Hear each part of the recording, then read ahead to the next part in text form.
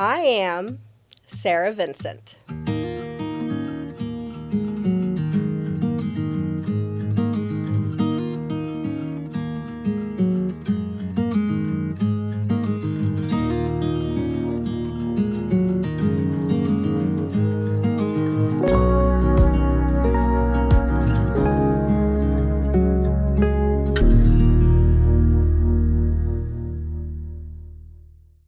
Sara, thanks for joining us today. I'm excited to hear more about your story. I don't want to talk too much. I really just want to go ahead and give you the floor. Tell us about yourself and maybe what you do here at the church, and we'll go from there. Okay. So I am Sara. I married my high school sweetheart, Josiah. We actually just celebrated our 15-year wedding anniversary. Congratulations. Thank you so much. We have 3 kids. I have an almost 10-year-old Isaiah, 6-year-old Isaac, and 5-year-old Isla. And they are all going to be in school for the first time this fall. And I'm really not sure what I'm going to do with myself. So I got a job at the church about a year ago, a little year and a half ago, and I am the life group coordinator. And then I also help Rhonda out sometimes in the office. So sometimes I'll work for her on Sunday or cover, to give her a much needed break. Yeah. Yeah. Well, I know that your work and what you do is so appreciated, definitely by Rhonda, because you're such a help to her. Like right now, I think she went to visit her sister, and you guys are able to help cover the office for her, which is so nice. And then taking over that life group aspect of the church is also huge, because that used to be under Pastor Eric, but now you've been able to take it on and kind of run full steam ahead with it. And we'll get into some of that. But so why don't you tell us a little bit about your story? Were you raised in the church? What was your childhood like? Okay. I feel that I've been very blessed. I was raised in church. My parents, they brought us to church every Sunday, and I was very involved in youth, which my sister was also. And I think part of that was because how involved my mom was in church. She actually used to work at a church. She was like the event coordinator. So I feel like I'm really following in her footsteps. But yeah, I spent my childhood and my youth going to VBS, going to youth group, going to church camps, and I feel like that really helped me have a solid foundation. I don't remember a time when I didn't believe in God, when I wasn't a Christian. I mean, I haven't always been like putting him first like I should, but that has always been a consistent part of my life. I went to college, and I went almost 3 hours away from home, and I didn't look for a church there. I still would read my Bible and pray and everything, but I didn't have a consistent group of friends that were Christians or anything. And so, you stop going, and it's easy to just not go. And thankfully, Josiah, we dated off and on since I was a freshman in high school, and he was also raised in the church. So we got married, and we tried some churches here or there. We wanted a new church than the ones that we had gone to growing up, and nothing really felt right. And then, so we didn't worry about it for a long time. And then we actually were invited by Peach and Dale Venom to go to a Bible study. Okay. And we were like, yeah, that sounds fun. That sounds like a good way to reconnect with some high school friends and meet some new people that, are Christians. And so we did that, albeit a little bit inconsistently, because at that time I got pregnant with my first child.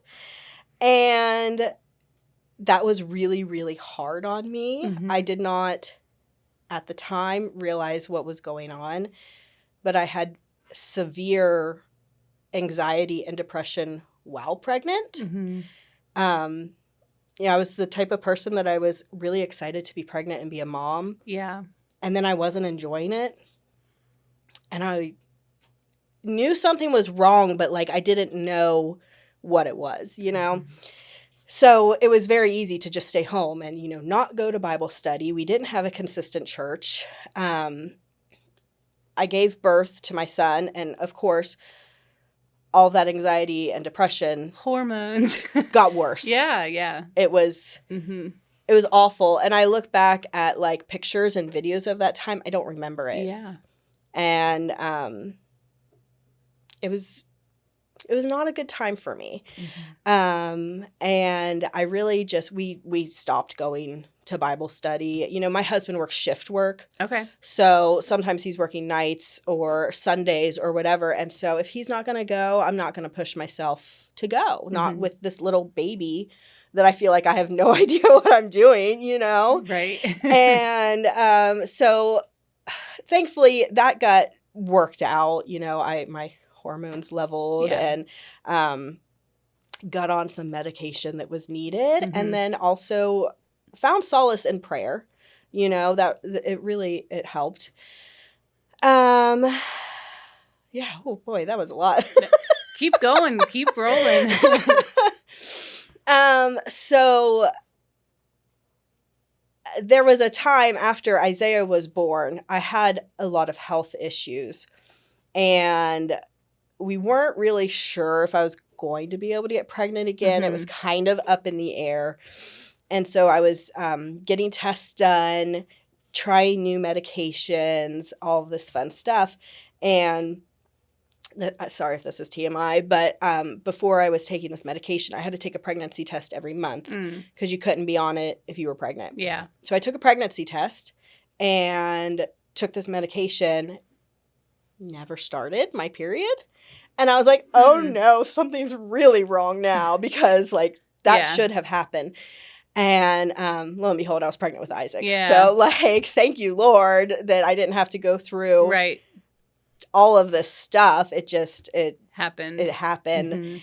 And I told my husband, I was like, okay, this has to be different. I cannot go through what I did with Isaiah with this pregnancy. I don't know that I would survive it, to be honest with you. And I remember I was on Facebook, and at this point we had gone to Porterfield a few times, but Isaiah was little and he did not like being in the nursery. So again, that was one of those things where it's like, well, that's an obstacle and I'm going to use it, So that's every child that comes into a nursery and their parents drop them off. Yeah. Exactly. So we had gone, and I felt like this was my home church, but I wasn't a consistent person coming on Sunday mornings. So I was on Facebook, as one is, and I saw somebody make a post about a mom's life group, and they had tagged a couple people that I knew from high school but hadn't kept in touch with. And this is so out of my comfort zone, but I reached out to one of them, Carrie Farnsworth. And I was like, is this your group? And she said, yes. I said, can I come?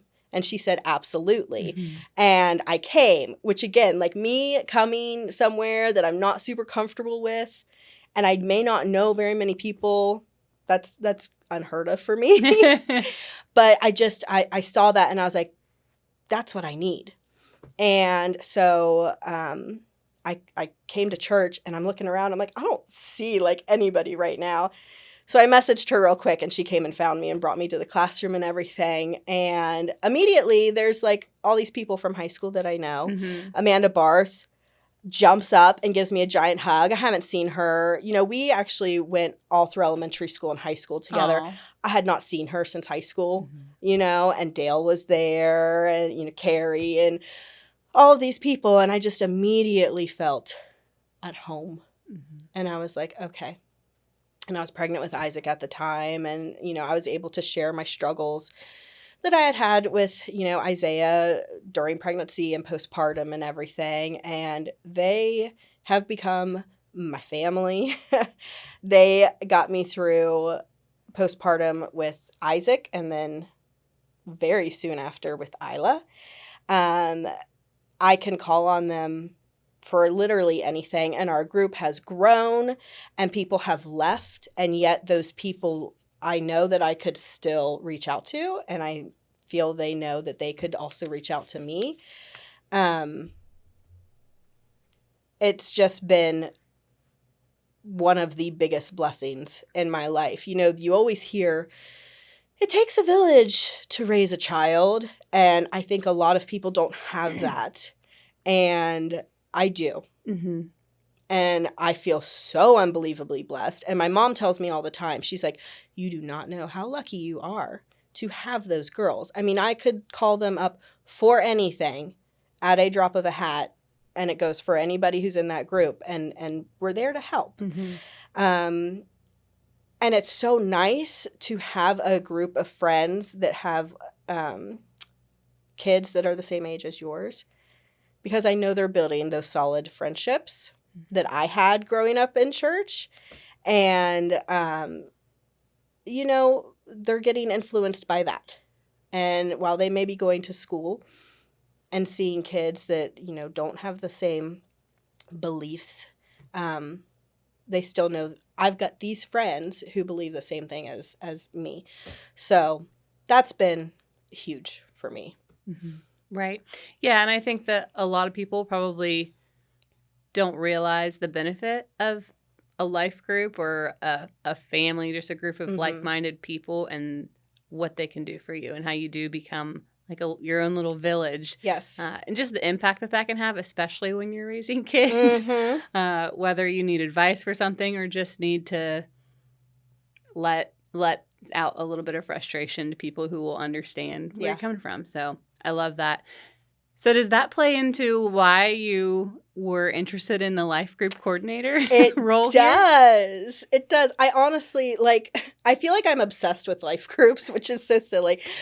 But I know what it did for me and my family, and I could not imagine where I would be right now if I had not taken, I mean, for me, it was being brave, you know, going to a life group for the first time. If I had not taken that step, I don't know where we would be, because not only did I find that group of people that I could depend on, but that's what got me started going to church on Sundays. I was a consistent Wednesday night life group goer for a good little while before I became a consistent Sunday goer. Mm-hmm. And then from that's what got me involved in volunteering in the church, you know? And so now I'm over in Kid Connections, and you don't realize how much you learn by teaching kids. Every time I go in with first and second grade, and, you know, we're going over the lesson, and then we go into big group and Tana's teaching. And I feel like I'm just sitting there like, okay, yes, tell me more. Taking it all in. I am. And it's so fun.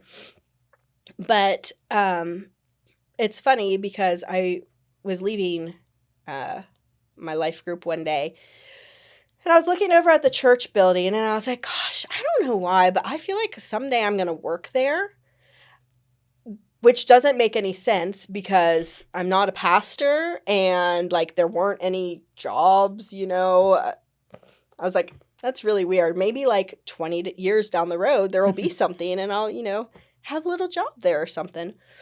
And then like 6 months later, I'm talking to Carrie, and I was like, yeah, like I want to find something to do when the kids are, you know, in school age. Like Isaac and Isla were going to be in preschool, so I had a little bit of time.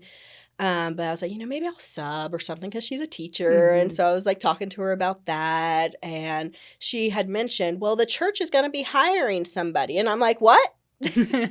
What's that? And she didn't know like any details about the position or something. She's like, yeah, just keep your eye out because, you know, they had mentioned wanting to hire somebody for something. And I was like, okay. And then a job got posted, and it was life group coordinator. And I was like, well, that's my jam. That's my thing. And I felt like the job was meant for me because I'm so passionate about life groups. I was hoping that I could bring that and inspire other people to go to one or to start one, because, you know, our church is not small. It's large to me, and that can be really intimidating. Mm-hmm. And, especially you're going on Sundays and you keep seeing new people. And it's like, oh my gosh, I'm never going to meet everybody, or I'm not going to find this group, that I can hang out with and talk to and learn and grow.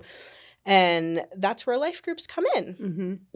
That's where you, I feel, can really grow in your faith, because you've got this small group of people that believe what you believe, and you're able to talk and give and, do these studies and everything. And I hope that I can encourage everybody to join a life group. I know that's wishful thinking, but I can't sing enough praises about finding one. And, you may go to one and it's not the right fit, and that's okay. Start your own, or, try another one. But I truly believe they're for everybody. Yeah. And so what did the life group ministry look like when you came in, and how have you been able to mold it and shape it to be your own? What has grown out of it? Can you talk a little bit about that? I felt like when I came in, we had a really solid core of life groups that had been meeting for years at this point. And so they're all pretty much fine to just keep on, trucking along. I try to check in on them, but they're like, yeah, we're good. We're smooth sailing. And so for me, I was like, okay, well, I need to make sure that it's known you can join a life group. Primarily they're not closed.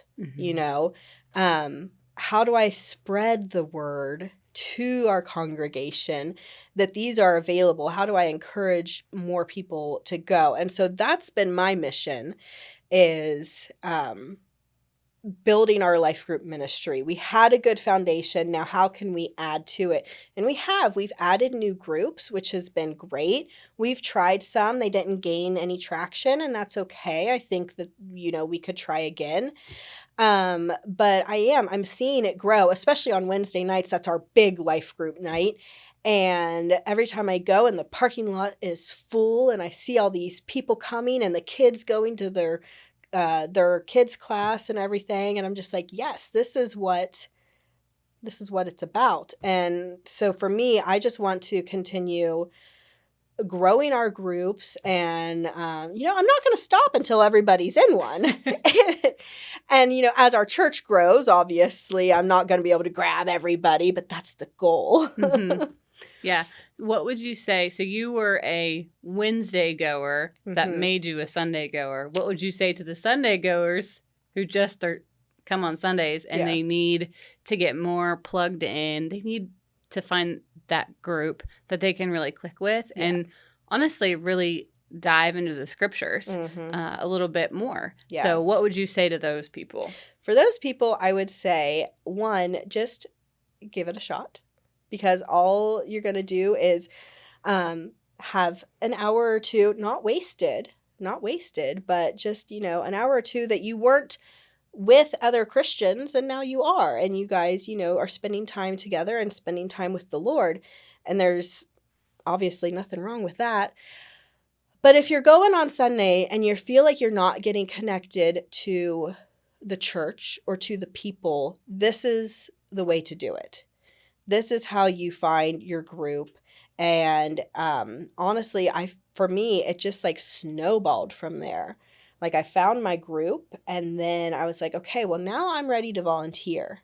And there's something to be said about spending your time serving the Lord in your church. Like I feel everybody should be doing something. And so if you're just going on Sundays, get fed another day too. And especially if you can find those groups of people. Because it's not like when Eric is preaching, you can just be like, well, wait a minute. Clarify that. I mean, you could talk to him after service, but it's not a conversation. Right. And in small groups, it is. And you can dive into specifically, let's say you're really interested in XYZ, whatever. Your small group can do a study on that. My group, we're all moms. And so half the time we're doing something um, mom related, how to raise godly children, what have you. And then half the time we're diving into just, a specific book of the Bible, or we've done, my favorite books have been by Angie Smith, and she does Matchless and Seamless. Okay. And we just did, I can't remember which one is which, but we just did the one that's all about Jesus's life. Okay. And it's so good. And it's amazing to me how this happens all the time, whatever we're studying in small group, because we don't go based off of what Eric or Adam are preaching, though you can, he lets us know what they're going to be about. We can find studies for that. But we just go based off of what our group feels is right for us. But it's amazing how many times it lines up and I'm like, we were just talking about that on Wednesday, Yeah. So, yeah. Yeah. Well, and I think that just speaks to the power of Scripture. Like, it's all one big story anyway, hence the Seamless book that you mentioned. Yes. It's all one big story, so you can make those connections, whether you're in small group or Sunday service, in your own quiet time during the week. That's a great point. Yeah. Okay. Well, and you mentioned some of the low points in your life, right? Well, what do you think would be one of the mountaintop experiences that you've had? Mountaintop. Okay. So this is my favorite God moment. And maybe for some people it seems a little small, but for me, this is like, yes, okay, I see you. My mom and I have one sister, and we have all always tried, we wanted to live near each other. Okay, we really wanted to buy land and maybe build or whatever, but all be right next to each other. And we have lived close, to each other, but, at one point I was in Little Hockey, and my sister was in Lubeck, but that's not, and we have looked for property and made offers on things that just like did not pan out for one reason or another. And we were finally like, okay, whatever, like we're done. Like this is not meant to be. And then my parents' neighbor's house went on the market, and I had no idea my parents were even thinking about like buying it. And they're like, do you guys think you'd want to buy our house if we bought the house next to us? And my husband and I were like, well, yeah. Like, that would be really nice, being by Mimi and Papa, of course. And unbeknownst to all of us, my sister and her husband were looking at a house right across the road. And so literally going from we have given up on this dream to within like 2 months, we were all living right next to each other. And so now we are in a triangle. I'm in my childhood home, which is so nice, but we're in a triangle. And it's just like, okay, I see what you were doing there, God, when those other places weren't working out, because this really feels like where we were meant to be. And, that happened in 2019. And so then 2020 happened, and it was just such a blessing that we were all right there together. And, from that, we have started a flower farm. Cool. So that's been something fun that, the grandkids can even do and help out and everything. And so it's brought our family closer together. And I don't think I ever could have imagined that is where we would end up, but yeah, it's been great. Yeah, that's very cool. And I mean, you just get to see the Lord's timing in that. So speaking of kind of like your childhood home, I know you said that you were fortunate to be in the church in your childhood. When do you think you really started to understand about Jesus in your childhood? Yeah, it's hard. You never know with kids. Yeah. When do they actually understand? Because I remember my oldest, he was in first grade when he wanted to be baptized. And I was like, well, I mean, we'll see. We can talk about that. But, are you sure? And then at VBS this year, my 6-year-old accepted Jesus into his heart. Yeah. And I was like, I don't know exactly how much you understand, but the fact that, a little bit is there is amazing. And yeah, like I said, I don't remember ever a time not believing in God, but it was definitely once I hit like junior high Mhm. that I really started to understand, okay, just because I believe in God, like, I still need, there's more to it than just that. Mhm. I need to be walking the walk, Mhm. And I felt like that's when I really started to take my faith seriously Mhm. and kept that all throughout high school, really was on fire for the Lord. And then, like I said, college kind of drooped down a little Yeah. bit, as it does sometimes. But thankfully, through my kids, I found like, oh, yeah, I need to be putting him first. Mhm.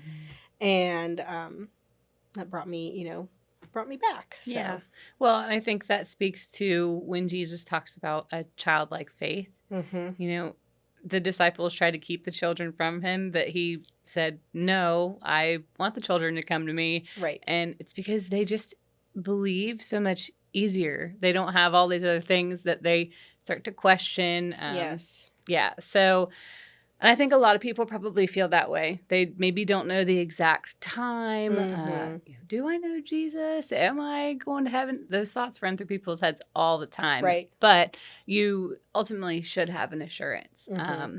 So, with that said, throughout the course of your life, has there been somebody that's been the biggest impact on you? Who do you look up to the most in your life? Who's somebody that's impacted you Mm-hmm. the most?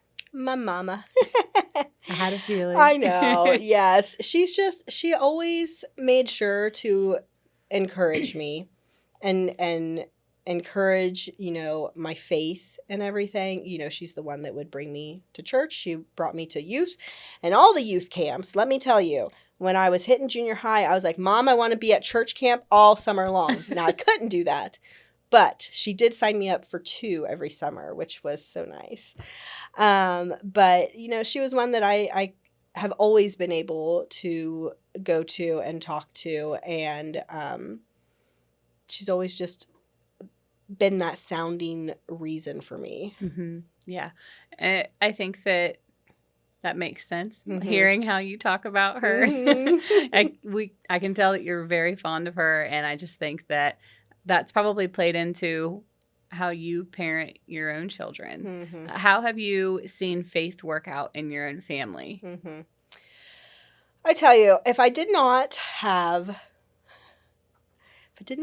God on my side, I honestly don't know what kind of parent I would be, because I do struggle with anxiety. It's something I actually struggled with my whole life, and I Mm-hmm. didn't realize it. I actually saw an article years ago that said when anxiety manifests as anger. And that's when I was like, oh, that's me. Oh, I did not realize that's what I was going through my whole life. I just thought that something wasn't quite clicking right like it was for everybody else. Like, why, when I get so stressed out and anxious, does it just immediately turn to anger? Mm-hmm. And it still does. Mm-hmm. It still does. And, that's not great when you have children, because you don't want to put that anger out on them. And so that is where I truly have to rely on the Lord to help me out with that. Mm-hmm. Yeah, I don't remember where I was going with that. Well, what are some ways that you do that? How do you rely on the Lord to kind of help you in those anxious moments, to Mm-hmm. redirect your thoughts? What are some things that you do when you get anxious? For me, the biggest thing is I feel like I have to be in constant prayer. That's just a source of reassurance for me.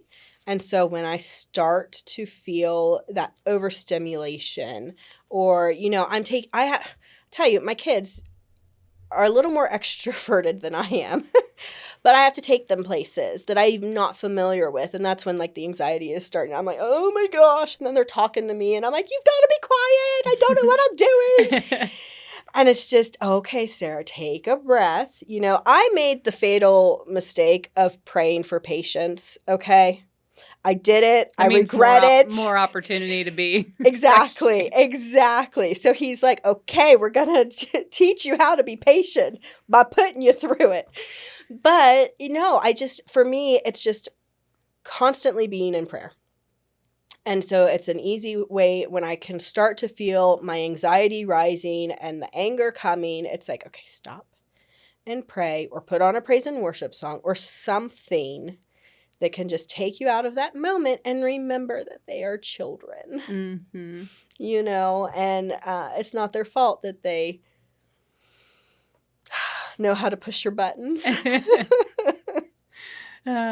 Kids. No, I love them. Well, and it's we all have a natural sin instinct. Like, we're all sinners. And so when something's going on and our kids do something that bother us, we're like, why are you doing this?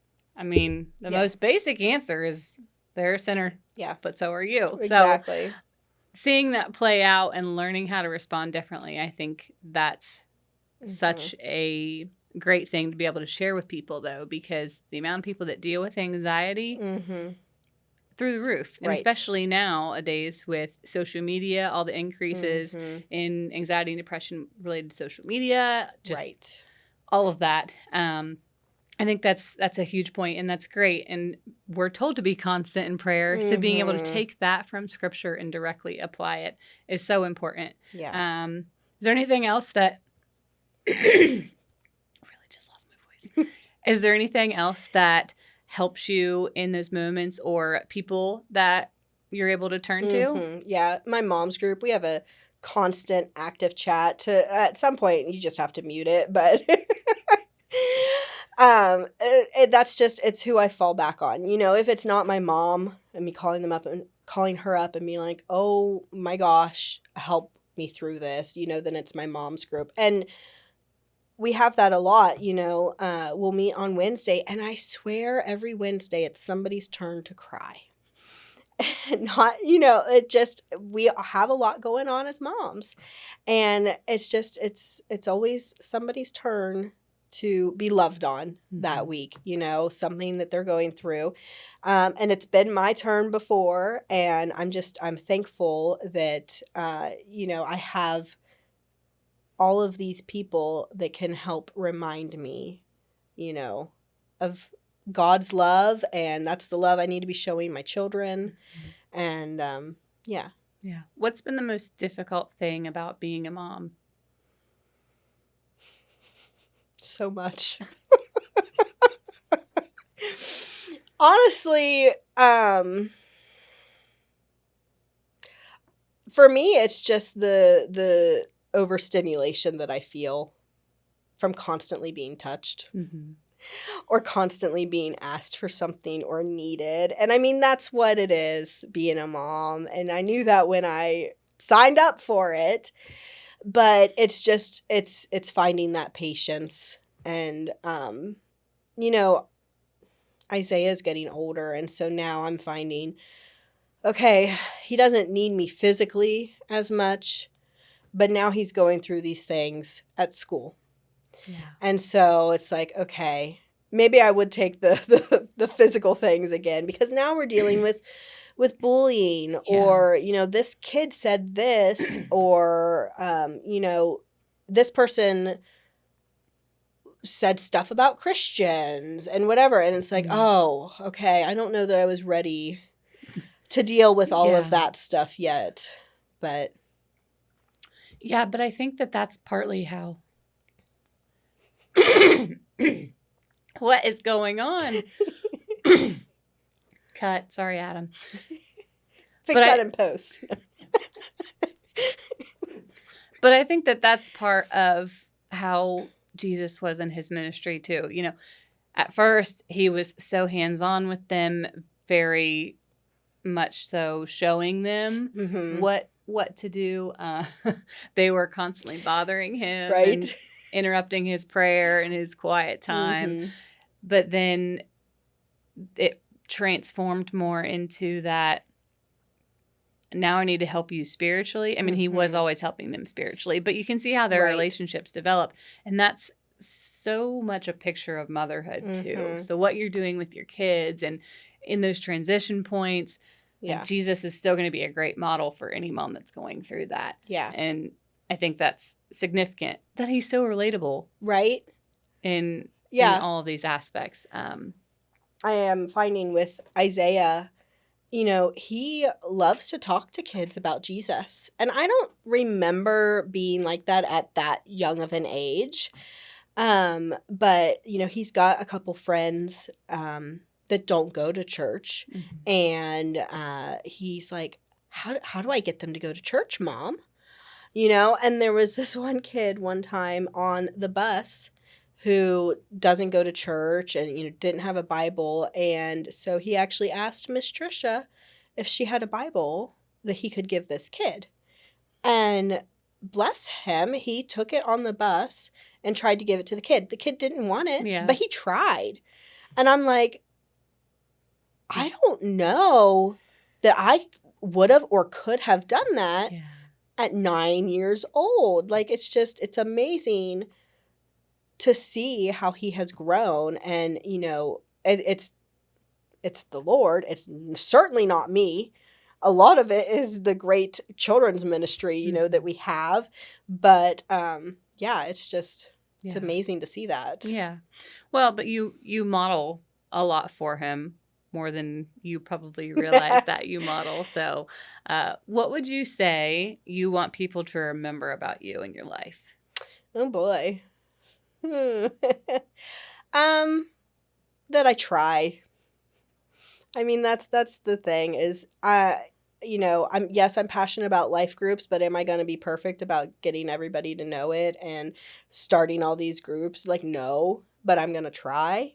Am I going to be the perfect wife or mother? No, but I'm going to try.